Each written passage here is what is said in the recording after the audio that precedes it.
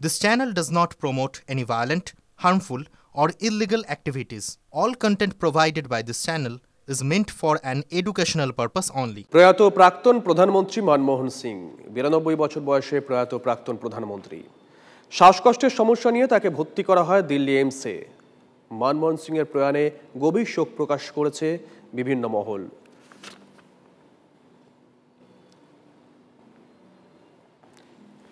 রাজা চট্টোপাধ্যায় আমাদের সঙ্গে টেলিফোনে রয়েছেন। আমাদের সহকর্মী রাজা, তুমি টেলিফোনে রয়েছো। আমরা একের পর এক রাজনীতিবিদের সঙ্গে কথা বলছি। একটু আগেই অসীম দাশগুপ্তের সঙ্গে কথা হচ্ছিল। তিনিও বিশিষ্ট অর্থনীতিবিদ। তিনি নীতির সমালোচনা করলেও মানুষটার প্রতি কিন্তু অটুট শ্রদ্ধা রেখে গেলেন।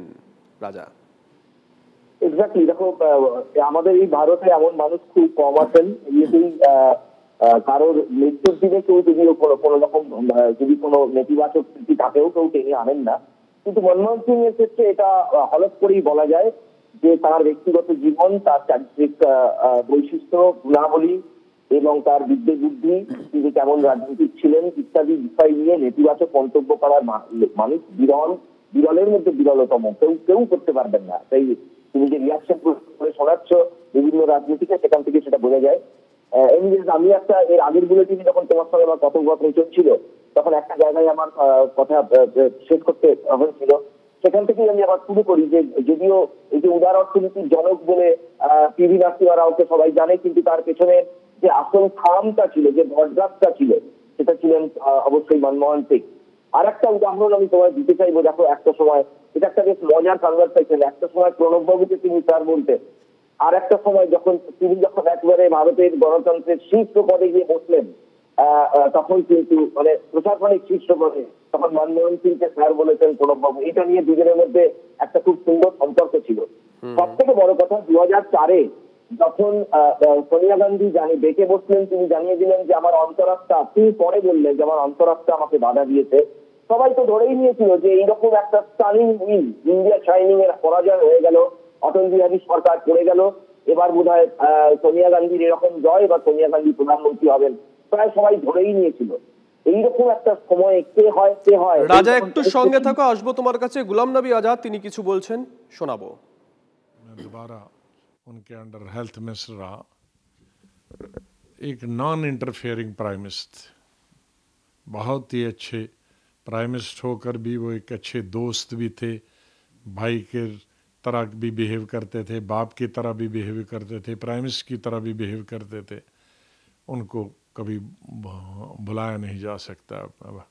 अल्लाह से यही दुआ है, भगवान से यही प्रार्थना है कि उनके आत्मा को शांति दे और उनकी मिसेस को शक्ति दे, उनके बच्चों को शक्ति दे ये सदमा बर्दाश्त करने का।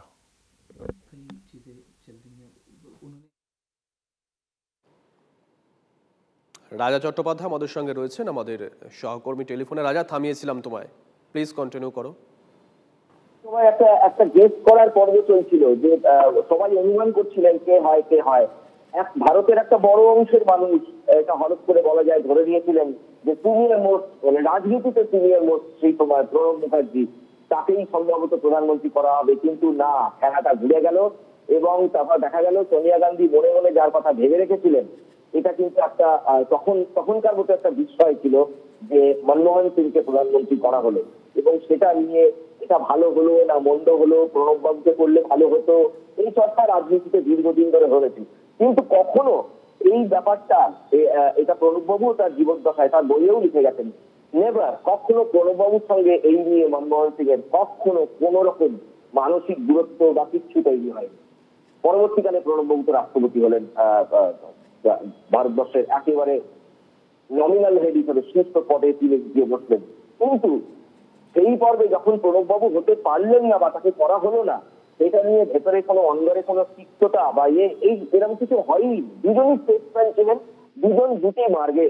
একজন ছিলেন ফুল একাডেমিশিয়ান, আর একজনও একাডেমিশিয়ান ছিলেন বটে, কিন্তু রাজনীতিক হিসেবে অনেকেই বলেন অনেক বেশি ম্যাচিওর, অনেক বেশি কূটনৈতিক বোধ অনেক বেশি।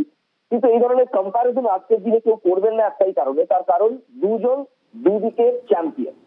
প্রণব বাবুর যেমন কূটনীতি গুলো হচ্ছে চ্যাম্পিয়নশিপের জায়গায় নিয়ে গিয়েছিলেন, প্রবলেম সলভিং ক্রাইসিস ম্যানেজার। কিন্তু এটাও বুঝতে হবে মনমোহন সিংও কিন্তু দুটো গভর্নমেন্টই ক্রাইসিসের মধ্যে দিয়ে চালিয়েছিলেন। তিনি কিন্তু স্মুথ অনেক চেষ্টা করেছিলেন, কিন্তু তাকে অনেক ক্রাইসিস দেখতে হয়েছিল এবং সেই ক্রাইসিসের মধ্যে দিয়ে তিনি সফলভাবে চালিয়েছিলেন।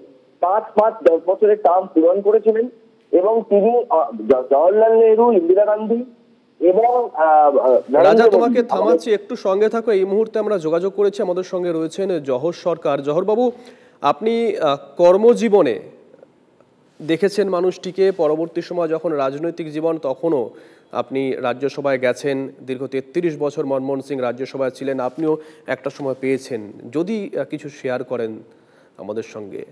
আমি ওনাকে কাছে প্রথমবার দেখলাম, কাছে দেখার কাছাকাছি যখন মে 2009-এ ক্যাবিনেট ফরমেশনের পরে শোনা গেল যে সংস্কৃতি মন্ত্রকটি কোনো মন্ত্রীকে দেওয়া হয়নি।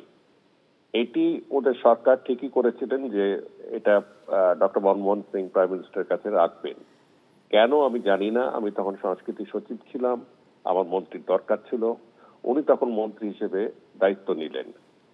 উনি প্রথম থেকেই জিনিসটাকে খুব ম্যাটার অফ ফ্যাক্ট দেখেছেন এবং 1.5 বছর কাজ করে আমি যেটা বুঝলাম যে মানুষটির পাবলিক ইমেজ যেরকম ভাবে প্রেস বিল্ড আপ করেছে সেটা কিন্তু পুরোপুরি সত্যি নয়।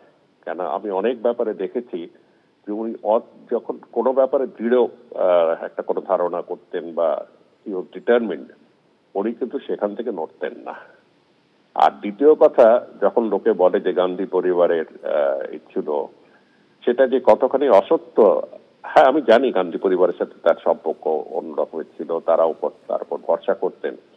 কিন্তু লোকে যেন না ভুলে যে 1991-এর যে আমাদের অর্থনৈতিক সংকট হয়েছিল, তারপরে কিন্তু নেহরু, ইন্দিরা গান্ধীর সেই সোশ্যালিস্ট পারমিট কন্ট্রোল রাজ ভাঙার সাহস কিন্তু একমাত্র মনমোহন সিংয়ের ছিল।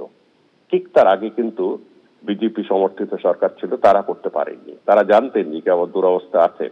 যাই হোক, আমি কাছের থেকে দেখে আমি খুবই নিজেকে ভাগ্যবান মনে করি, যথেষ্ট স্নেহ দেখিয়েছেন।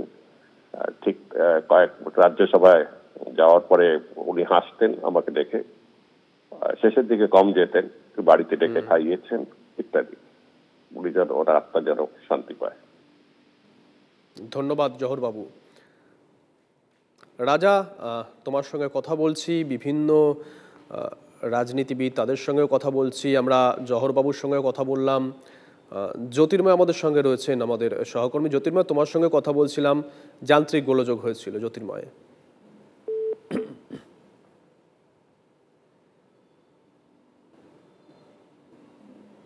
জ্যোতির্ময় শোনা যাচ্ছে? রাজা আমাদের সঙ্গে রয়েছেন, রাজা চট্টোপাধ্যায় আমাদের সহকর্মী। রাজা, যেখানে কথা শেষ করেছিলেন, জওহরবাবুও বললেন, আমি জওহরবাবুর সঙ্গে সহমত এই ব্যাপারটাকে, যে যিনি একাধিক ক্ষেত্রে যথেষ্ট দৃঢ়চেতা মানুষ হিসেবে তিনি যে যথেষ্ট দৃঢ়চেতা ছিলেন, সিদ্ধান্ত ঠিক না ভুল সেটা পরের কথা, কিন্তু নিজের সিদ্ধান্তে অটল এবং অনড় থেকে যাওয়া, এটা কিন্তু তিনি একাধিকবার দেখিয়েছেন। দেখো, যখন ইউপিএ সরকারের দ্বিতীয় ক্রাইসিস এলো তখনও কিন্তু তৃণমূল বেরিয়ে চলে গিয়েছিল এবং তারপরেও কিন্তু তিনি সরকার চালিয়েছিলেন। এবং আমি যেটা বলছিলাম যে মনমোহন সিং হচ্ছেন সেই চতুর্থ প্রধানমন্ত্রী যিনি লংগেস্ট টার্ম চালিয়েছেন, অর্থাৎ পরপর 2 বছর, এবং এটা জওহরলাল নেহরু, ইন্দিরা গান্ধী এবং নরেন্দ্র মোদীর পর লংগেস্ট সার্ভিং প্রধানমন্ত্রী আমাদের দেশে, অর্থাৎ 10 বছর। এই রেকর্ড কিন্তু তিনি চতুর্থ হিসেবে এই রেকর্ড তার রয়েছে। চতুর্থ ব্যক্তি যিনি 10 বছর কাটিয়েছিলেন প্রধানমন্ত্রী পদে এবং সরকারের অন্দরে। একবার রাহুল গান্ধীর সঙ্গে একটি বিষয় নিয়ে, তোমার নিশ্চয়ই মনে আছে, সেই বিতর্ক, সেই প্রেস কনফারেন্স করলেন রাহুল গান্ধী, তখন মনমোহন সিং সম্ভবত বিদেশে ছিলেন, তখন একটি বিতর্ক হয়েছিল। কিন্তু সেই সময় তাকে সেই সরকারকে যথেষ্ট সমালোচনা মুখে পড়তে হয়েছিল, রাহুল গান্ধীর আচরণ নিয়েও প্রশ্ন উঠেছিল, ঠিক আছে। কিন্তু তখনও তিনি কিন্তু দৃঢ়ভাবে তার নিজের যে সিদ্ধান্ত, সেই সিদ্ধান্ততেই অটল ছিলেন। আর একটা তার ভদ্রতা বা ইত্যাদি, তার জ্ঞানগম্যী বুদ্ধি, বিবেচনা শক্তি, এগুলোর তো তুলনা নেই। আরো একটা কথা বলবো, তিনি খুব সিম্পল লিভিং এ বিশ্বাস করতেন। তিনি কিন্তু কখনো আসবো রাজা তোমার কাছে। এই মুহূর্তে আমরা পেয়েছি রাজ্যপাল সিবি আনন্দ বোস, তিনি স্মৃতিচারণা করেছেন এক্সক্লুসিভ তার ফোন কল শোনাই দর্শকদের।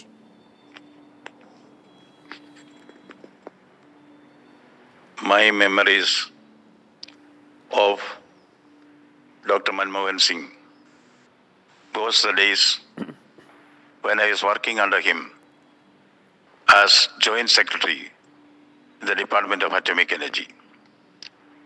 As all of us know, the Prime Minister is always in charge of the Ministry of Atomic Energy. I was also the chairman of the Atomic Energy Education Society, where I tried to do some innovations. Hearing about that, Dr. Manmohan Singh wanted to know more about it. When he came to the headquarters of Atomic Energy in Mumbai, the then chairman, Dr. Kakotkar, told me that the Prime Minister wants to know more about what I have done there. I explained it to him. After that, he was supporting me like anything. I was also, when I got my promotion, I was asked to work under him. The Prime Minister at that time was also the Minister in charge of culture. I was posted to revamp and recoup and rejig the National Museum of India, which had come under heavy criticism for negligence. I went there under his guidance. He supported me to the hilt. After 3 months, the newspapers wrote, "The makeover man has come." What I find in Dr. Manmohan Singh as sterling qualities are his humility and respect for others. I had the opportunity or the duty to brief him since he was minister in charge of atomic energy on any question which comes up in the Lok Sabha about atomic energy. He will listen very patiently and very respectfully and ask only those questions which are necessary for clarifying any point. I have never seen anyone who is so humble in respecting others. Manmohan Singh, I see him not as the Honorable Prime Minister, of course he was. He was more like a professor, with all the professorial dignity. That is what I respect in him.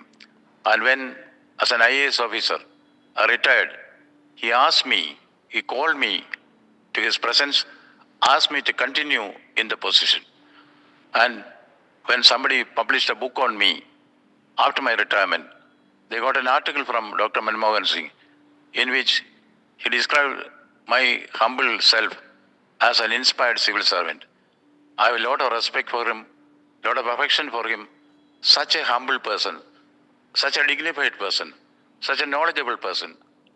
He was certainly a godsend for India to revamp its failing economy, take India forward. Thank you.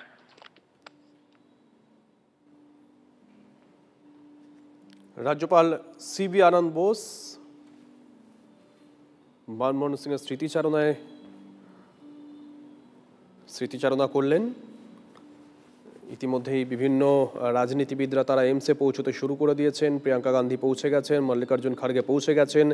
Rahul Gandhi নির্দিষ্ট রাজনৈতিক কর্মসূচি ছিল তা বাতিল করে তিনিও এমসে পৌঁছবেন। আমাদের কাছে যা খবর, সূত্র বলছে সোনিয়া গান্ধী তিনিও পৌঁছে যাবেন। ইতিমধ্যেই পৌঁছে গেছেন কেন্দ্রীয় স্বাস্থ্যমন্ত্রী জেপি নাড্ডাও। প্রয়াত প্রাক্তন প্রধানমন্ত্রী মনমোহন সিং, 92 বছর বয়সে প্রয়াত প্রাক্তন প্রধানমন্ত্রী। শ্বাসকষ্টের সমস্যা নিয়ে তাকে ভর্তি করা হয় দিল্লি এমসে। মনমোহন সিংয়ের প্রয়াণে গভীর শোক প্রকাশ করেছে বিভিন্ন মহল।